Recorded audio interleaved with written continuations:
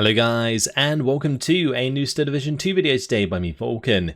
In this video, I have for you game 3 of a best of 3 between URI, TANNER and Mimile in the semi-finals of the Division 1 Season 10 playoffs of the Star Division 2 League. Today, they are playing on Haroshaje, and on our left in the red team, playing on the allied side, we have URI, TANNER using CIABG and the Maverick deployment type. On our right, in the blue team, we have Mimile playing on the Axis side using the 20th Panzer and the Maverick deployment type. So back to Allies versus Axis, and very much looking forward to this third game of a best of 3. In the first game, Mimile taking it decisively and really crushing URI, TANNER in that game. Then in the second game, an extremely close one as TANNER fought his way back into this series. So this should be a banger. We will have to wait and see. So let's have a quick look at these divisions. We've of course seen TANNER already use CIABG, the Czechoslovakian division. Obviously a fan of it, and will be bringing himself many Cromwells, I'm sure, once again. And on the side of Mimile, he has the 20th Panzer, which is, again, a very standard German division. We see the Panzer IIIs in there, the Panzer IIIMs and the Panzer IIILs like TANNER had with the 26th in the previous game. He's got some Panzer IV F1s for fire support. He's got the Panzer IIINs, like a lot of sort of like early era German armor backed up by Panzer IVs, and he's of course got the Beuter Stalin, as well as Werflammens and the Ju-87s. So a nice mix of units. Now, just another reminder about Hobotango's tournament. He's going to be hosting a really cool and new format tournament. If you're interested in getting involved in anything still division competitive, then definitely make sure to check it out. I'll leave a link in the description and in the pinned comment. But yeah, let's have a quick look at what's going down. So on the side of TANNER, we have the Panzerschreck, the Daimler and the Cromwell 6. We've got another Daimler Pruskomnici with the converted gunners UK heading into the town with the FO Fusiliers, Sheniste, some Modestroki, some more converted gunners. And on the bottom side, it's going to be 2 Daimlers. He's got 4 Sheniste here, Panzerschreck, and a Cromwell 7 leading 2 Crusader AA Mark IIs. The Cromwell 7 having 120mm of frontal armor makes it actually very difficult to deal with things like these Panzer IIIs and such early on. One unit going down already on the side of Mimile. He's lost that motorcycle. He's going to lose his GO145 by the looks of things, potentially to this Crusader AA as things get underway. In the middle, Mimile here getting his Flammenwerfers into position, backing it up with Ersatztruppen 45 more. He's got a 37 in the middle as well. Move the Aufkladder Ersatztruppen out into the open. On this bottom side, it's going to be Panzergrenz, Flammpanzer, Ersatztruppen, Panzerschreck. His 2 Panzer IIIs are heading to the middle, and on the top side, he did make a play for this flag, which is quite common. The 3 Sturm Pioneers moving in there. So both players going for each other's flanks. It's going to be something that's pretty difficult for me to keep an eye on, although it doesn't look like TANNER's really contested this top side. So Mimile's going to have plenty of time to get all of those troops into position, whilst there is going to be a contest on the bottom and in the centre. The FO Fusiliers made the big mistake of getting into this church, which does make it vulnerable to all of the surrounding units, and will get taken out very, very quickly indeed.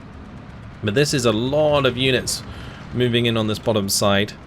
TANNER looking to take out the Ersatztruppen with those Crusader AAs. These Crusader AAs can obliterate infantry, and that's exactly what he's taken advantage of. The Panzerschreck actually takes care of the Flammpanzer. That's really big because it allows these Sheniste to really take control of these buildings. But TANNER here getting incredibly aggressive with his vehicles will allow the Panzerschreck to get on target, and that is the first Cromwell going down. Now the rest of these units are going to have to be hesitant until that Panzerschreck is dealt with. So the Sheniste are now going to be pushing forwards in front of the tanks to make sure that it can't find another kill. Meanwhile, that is going to give time for Mimile to get reinforcements in position. You can see the amount of units already heading this way. He's got 2 Panzer IIILs on the way. He's got the T-34. He's got the Ersatztruppen and another Panzerschreck. The first Panzerschreck does go down. and that's going to make Tanner very aggressive here once again on this bottom side. Meanwhile in the middle, just some light arms fire being traded, and Mimile on the top going to be trying to get in position here, getting the Geniste, converted gunners, to contest. Both the Daimlers actually going down here. Panzerschreck though taking out the Crusader AA Mark II, and now the Cromwell 7 going down as well. These Panzer IIIs do have APCR to deal with such high armor, and wow, that just went from really quite a good push to absolute disaster, I guess, for Tanner, as Mimile's reinforcements arrive and really clean house on this bottom side. The Geniste are completely vulnerable to this armor now as well until the Panzerschreck gets into position, and that Panzerschreck is only going to be able to clean up at least one of those units, I would expect. Meanwhile, Sturm Pioneers going to be engaging the Geniste. 2v1 is what Mimile wants to be doing here. Only engage the Geniste one at a time. That way, his 2 flamers beat the 1 flamer the Geniste have, and he manages to get the pin and we'll find the surrender. Now we see the Panzerschreck find the kill onto the Panzer III on the bottom side. That will make Mimile more hesitant to use his armor aggressively, I imagine. But the Panzergren's now moving forwards to pin and take out as many of the Geniste as possible. Things have quietened down in the middle as both players focus on their flanks. Panzer running away from the road temporarily. Geo 145 coming in. These do have 2 napalm bombs, so they can't just be left in the air unopposed, as they will help pin down and kill off support weapons and infantry units. So yeah, you can't just ignore those. Crusader AA here actually really useful for forcing that back. Sturm Pioneers did manage to get the better actually of the Geniste. The converted gunners still very much alive. FFO Fusilier is going to get taken out by the Flampanzer though. Nice job by Mimile so far, really microing that infantry well to get maximum value.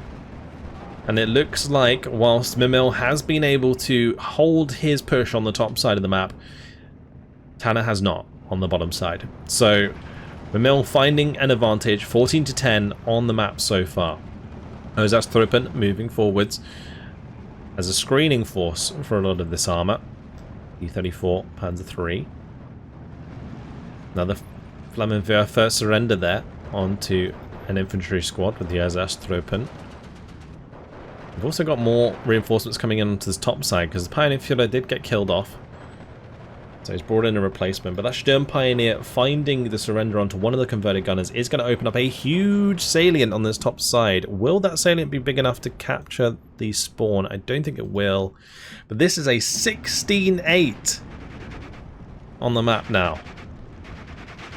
We're going to see the Panzer III able to get the better of the Motorstog before they can get in range. It looks like the Daimler managed to pick off a Panzer III in the mid though, so that's a good kill. But now we have the Cromwells trying to find a way back up onto this hill. And Mimile's going to have plenty of time to reinforce this now. Geo 145's coming in for free information and bombing strikes on this bottom side as well, because both of the Crusader AAs already got dealt with. So half-track's going to have to be used to secure this flag once again. MG42 is actually coming in, interesting enough. Oh, Panzerschreck kill. Oh no. The Cromwell 5 going down. The Crusader AA still vulnerable. What is it with Mimile and finding such nice positions with these Panzerschrecks? It's amazing. It's an absolute masterclass of how to use a Panzerschreck in this series of games. This whole best of 3. Very nice indeed. Killing off more of Tanner's AA. And whilst Tanner does have more of those Crusader AAs available in Phase B, that's all 3 of the Phase A Crusader AA Mark IIs taken care of. Those Geo 145Bs are going to be able to just get free information for the rest of Phase A, and potentially some great bombing strikes. Even the Ju-87 coming in now to exploit that. Going to be able to hit these converted gunners really hard. Really good pin, actually. That pinned every single infantry squad in that heavy cover. Sturm Pioneer moving in there would be very, very nice, but it looks like the Sturm Pioneer instead going to be trying to head off this salient that is being created by the Geniste. GO-145 coming in for the bombing strike this time around. Meanwhile, this 145 just chilling on the back line. There is going to be a Spitfire coming in. That's looking for its kill onto a GO-145 further back, but the Flak 43 actually forcing that off, making that a complete waste of points in terms of investment. And you can't really just completely allow air dominance over to Mimile, but at the same time, there was a GO-145 that was much closer to his air spawn. Now the infantry continuing to build up here. The Panzer 3Ms even moving in as well as reinforcements on that top side is actually going to make things incredibly awkward for Tanner. Like, a lot of his initial force has already been taken care of, and I'm kind of struggling to see where he's going to bring in reinforcements. It's like his Phase A just got completely deleted. Like, his Crusader AAs are dead, all of his Cromwells are dead, and he's just left with the infantry. There's a Cromwell 5 in the middle, but Mimile, very similarly to the first game, has really just dominated the armor of Tanner. And this Flampanzer putting in work once again, getting another leader kill, is going to open up that top side completely. Recon planes still just floating about, getting so much information. Ju-87 coming in for another bombing strike onto this infantry, weakening it even more. Spitfire, though, almost getting a double kill as it comes into that bottom side. But yeah, those converted gunners getting absolutely blown to pieces. Mimile sitting on a 15-9 briefly there. Flampanzer finds the MG covering the open. That's going to give him another flag out here. He's now 16-8. So it looks like Tanner trying to move units on top of flags to kind of slow this down a little bit. We'll find a salient that will give him the flag back here and the flag next to him potentially. Spitfire does get another kill. So this is good use of the Spitfire, but he did have to invest in a second to get the job done. The Spitfire, meanwhile, coming in on the top side, did manage to take care of the Flampanzer finally. But this half-track has found shots onto the MG42, but we do see a couple of Cromwells on the way. Cromwell 7, Cromwell 4. We are into Phase B, so Tanner will have more units available. Because it definitely seemed like for a little while there he was really struggling for numbers. So Geniste versus Sturm Pioneer. Sturm Pioneer more specialized actually for the close range than Geniste, because they have 5 submachine guns rather than 4 with their flamethrower. So with the help of the Panzer 3 there, potentially, got the job done. Now the Panzer 3 does find the half-track briefly. We'll potentially hunt that down. Motorstrazi not able to get in range to use their Pia, unfortunately.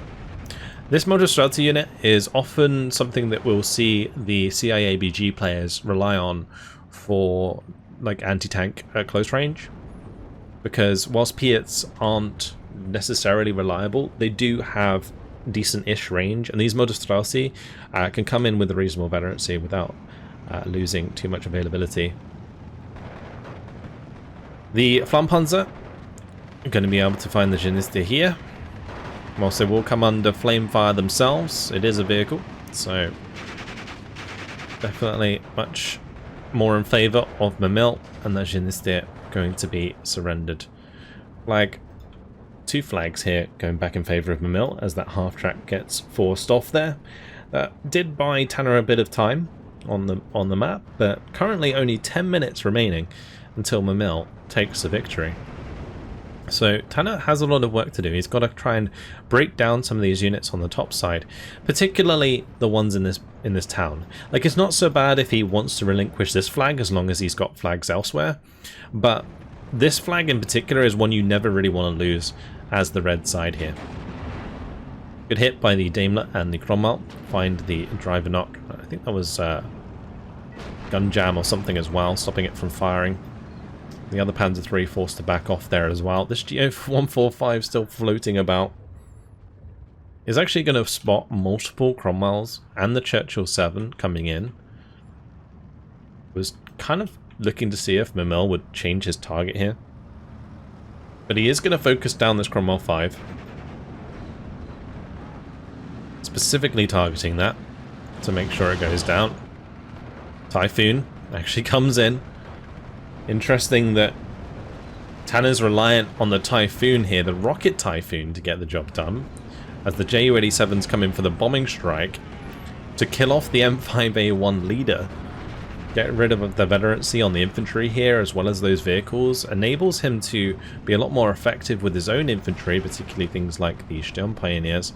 And these Ju-87s are just going to keep going around in circles, because that Typhoon, it really can't do anything. And now the SDK Z71 is going to force back the Typhoon, do a lot of damage to it. That Typhoon might even go down. It was brought in as air-to-air, and it might just die, which would be absolutely devastating. Those things aren't cheap. They're 160 points. He does get away with it this time around, but a tough investment for Tanner. He didn't bring in any fighters that are specific. He only brought in recon planes, which do have limited ammo. For air-to-air, at least. The GO145 coming in for another little napalm run onto the Geniste. The Panzer IVs engaging the Cromwell. These are both Cromwell 7s, so that Panzer IV has no chance of penetrating, but the Panzer III has a chance of penetrating the Cromwell 4 and does just that. Very nice kill there for the Panzer III. Mimile really starting to assert his dominance in this game, as you see the disparity of units really start to climb in favor of Mimile. Crusader AAs finally coming in once again, as they are more, well, he has more available in Phase B. The Panzer IIIM now engaging the FO Fusiliers. The Cromwell 7 is going to want to move forwards and engage that, unless the Spitfire can find the kill first. This Panzer III I think was damaged, so might end up dying to that, but didn't quite. The second one should get the job done. Never mind, the Cromwell beats the Spitfire to it. And this is one of those things where, like, it's a bit inefficient for Tanner to be like both bombing and then getting the kill with the Cromwell 7, because those bombs still go off and he doesn't really get value out of them. But nice kill there by the Cromwell, or onto the Cromwell 7 by Mimile. So in this case, you know, the Ju-87 kills the Cromwell 7, that now enables the Panzer IV. But the bombing strike coming in for the tank there doesn't enable the Cromwell 7. The Cromwell 7 probably would have already got the kill. So those sorts of differences in a very high level match like this is a big deal. And Mimile has really been doing a fantastic job of that throughout the series so far, and has really put himself in the driving seat up against Tanner's CIABG, which hasn't really been performing, I think, to Tanner's expectations here. The Fusiliers are going to get finished off by the Panzer IV instead. 45mm on the top side here, forcing Tanner to unload a lot of his infantry early. Sneaky AT gun getting that so far up. Now Panzer IV and half-track making a play on the bottom side, just avoiding all of Tanner's infantry here. This infantry is so concentrated, and the GO145 here might actually spot this, and we'll see another Ju-87 bombing strike coming in on that bottom side. But 14-10, Mimile probably going to be comfortable with his lead at this point, but we'll see if he really wants to go for the throat and finish things off. Yeah, look at that, the double Ju-87 coming in, not even just one, just both of them really going to try and exploit the concentration of infantry that Tanner's built up down here. And those can't really leave the heavy cover. You're probably thinking, oh, why doesn't he just push with these? Well, you'd be running straight into Panzergrenz on two angles, which have these two MG42s each, and the Motostrelzi, the converted gunners, and the Geniste just don't really do anything against those, and just really, really nice bombing strikes there, doing tons of damage, forcing Tanner off the hill. GO145 does go down to the Spitfire Mark V, but at the end of the day, that's not going to be enough. 45mm, Panzer IV engaging the Churchill 7. Can the Panzer IV get the kill? It doesn't look like it will. Churchill 7 doing what it should, and in those 1v1 tank engagements against the Panzer IV, finding the win. So now all of this infantry is retreated out of the tree line, straight into the line of fire of the 2 half-tracks and the Panzer IV. The Panzergrens are going to move into the cover whilst those infantry are no longer there. And yeah, Mimile fully secures the bottom side against Tanner's initial aggression in this game. Tanner has started to whittle down some of the units of Mimile on the very top side, but in the town here, things actually very 50-50. I mean, the Panzer IV, once it gets into close range with the Churchill, has definitely got penetration chance to finish this off. The shooter is knocked right now, so it's not firing back. Once it starts firing back, the Churchill, it might be able to get some work done, but with that miss and the penetration from the Panzer IV, removes a lot of the armor presence that Tanner had in the center. There's no more Cromwells there, it's just infantry. So all of this armor here, especially the Panzer IV F1s, are incredibly scary for a lot of Tanner's infantry. Now, all of the units that were built up on this bottom side going for the counterattack. And this is the risk that you have when you make bold plays on one side of the map. Your opponent is obviously going to reinforce. And if you end up losing everything that you initially put into attack and then don't reinforce in a good way or have your units in a position to defend very well, then you are going to leave yourself open to a counterattack. And this is exactly what Mimile is taking advantage of right now. The Spitfire coming in for the run onto the Flak 43, but the Flak 43 not pinned down enough to stop that from working. Panzer again being used exceptionally well to pick off individual infantry units. I think Tanner, his CIABG in both the first game and in this game has unfortunately been quite lacking. These Panzer IIILs with their APCR should be able to get the job done against the Cromwell, but it looks like he was just opting for side shots with higher damage. Didn't actually turn his APCR back on. Maybe he wasn't paying attention to this, more microing the center of the map where his Panzer IVs are currently going ham on enemy infantry. Panzergrens on the top side, going to get forced to fall back. Spitfire coming in, immediately forced off by the SDK Z71. This bottom side has been cracked open. 17-7, 3 minutes, 25 seconds left on the clock.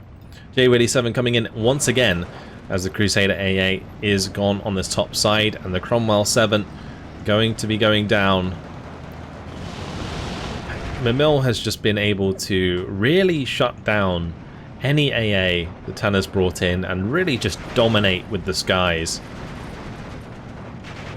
JW87 taking care of those spotters, making sure that his opponent doesn't have any recon. There is another one obviously sitting right next to it, but Mimile not knowing that. Panzer III gets a shot onto the M5A1. This JW87 looking to clean up the converted RAF here. Do manage to kill the entire squad, which will create another salient, potentially another flag cap. Well, these converted gunners and converted RAF on this bottom side not able to do anything as Mimile continues the push forwards with the Panzer III, with the half-tracks. If the Fusiliers get on top of the Panzer III, then Panzer III will just die. Like, this truck could just run at them and then just unload and throw a AT at them, but yeah, Tanner will be able to take out maybe one of these half-tracks, but maybe Mimile will back off. We will have to wait and see. Yeah, he did notice in time. Now Spitfire's coming in, exploiting the fact that his forces are so far up, but there is an SDK of Z71 right there. So that Spitfire going to take a lot of damage, be out of action for a little while. Or, yeah, even gets shot down. I was going to say, it looked like those shots were on target. Gets the job done. Cromwell 5 now trying to engage the Panzer III at range. It's not often I'm looking at the camera on the very bottom side of the map there in the far corner.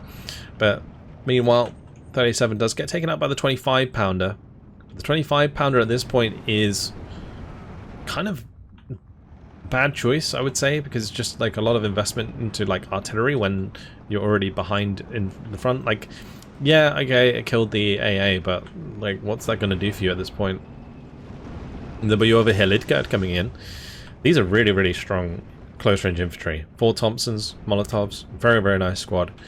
Unfortunately, in this case, not going to be able to really see them in action, as they are not really having much front line left to defend. And they don't hold the front line themselves. 10 seconds left on the clock. Mimile, absolute masterclass. Seems very, very comfortable against CIABG. It's one of the divisions that gets played a lot since the division came out and the DLC came out. He's probably had a lot of practice against it. So Mimile probably taking advantage of that. 23 minutes, 29 seconds. Once again, knocking down Tanner, this time in spectacular fashion with 2,930 kills, 1,465 losses. Another convincing victory does put Mimile to 2-1 in this series. Commiserations to Tanner. Will be dropping down to the 3rd place final. Mimile moving on to the final. So congratulations to him. And kills wise, not really much to look at on the side of Tanner, unfortunately. His Churchill 7 held relatively well in the town, but the Spitfire Spitfires, I would say in general, didn't really get the value that they needed. Especially like bringing in the Typhoon as air-to-air and then it not getting a kill and then it getting forced back with really low health. Those kinds of things that happen in that game are really, really detrimental at high levels of play. But otherwise, on the side of Mimile, like his Panzer 3s went to work, his Panzer 4s went to work, like all of that armor that I was talking about at the start of the game did incredibly well, and the Ju-87s really exploiting any time there wasn't Crusader AAs on the map. So really well played to Mimile. Commiserations to URI Tanner. Fantastic series, fantastic best of 3. Hopefully you guys enjoyed it. Thank you very much for watching, and I'll see you guys in the next video. Goodbye.